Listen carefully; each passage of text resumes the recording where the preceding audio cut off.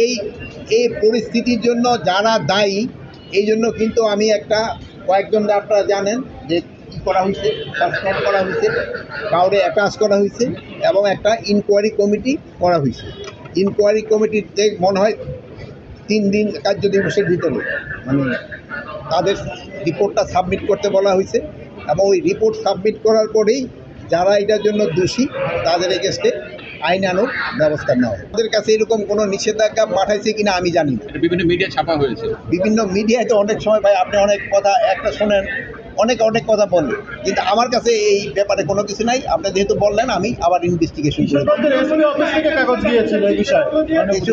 থেকে SP office থেকে যদি স্বরাষ্ট্র মন্ত্রণালয়ে কোনো কাগজ পাঠাইছে আমার জানা নাই।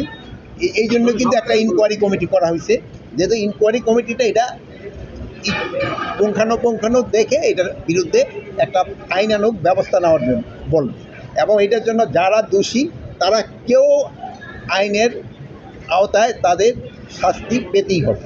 উন্নত প্রক্রিয়া সবসময় জারি আছে, আপনারা জানেন। ইন্টারপোলের ও আচ্ছা ঠিক আছে, যেহেতু উনি তো সাইডে, এই জন্য ইন্টারপোলের মাধ্যমে আমরা তো চেষ্টা করতেছি। অনেক তো জানেন যে এইটা তো ইন্টারপোল তো আর আমার কথার সাথে সাথে তো কাজ করবে না। আমি হয়তো মহিদুল্লাহ সাথে সাথে বলি কাজ হবে, কিন্তু ওইটা তো আর আমার আন্ডারে না।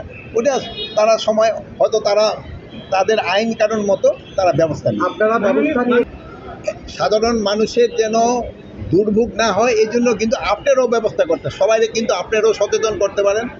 সবারই দাবি দেওয়াটা যদি রাস্তা ছেড়ে এমন জায়গায় করে যেখানে জনগণের ভোগান্তি না হয় ওই জায়গায় করতে পারলে সবচেয়ে ভালো। এই ব্যাপারে সবচেয়ে বেশি আপনারা আমাদের সাহায্য করতে পারেন।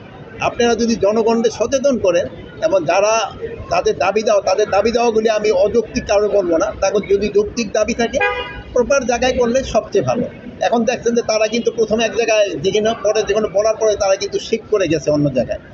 এখন ওই জায়গায় তো কিছুটা জনভোগান্তি হচ্ছে, তারপরে ওনারা কিন্তু ওই অ্যাম্বুলেন্স এবং গাড়ি ছাড়ি যাওয়ার জন্য কিন্তু এরা সুযোগ করে দিচ্ছে। এখন কোথায় অ্যাকচুয়াল 44 ধারা কিন্তু এরাও জারি করতে পারে, ওসিও জারি করতে পারে, ডিসিও জারি করতে পারে।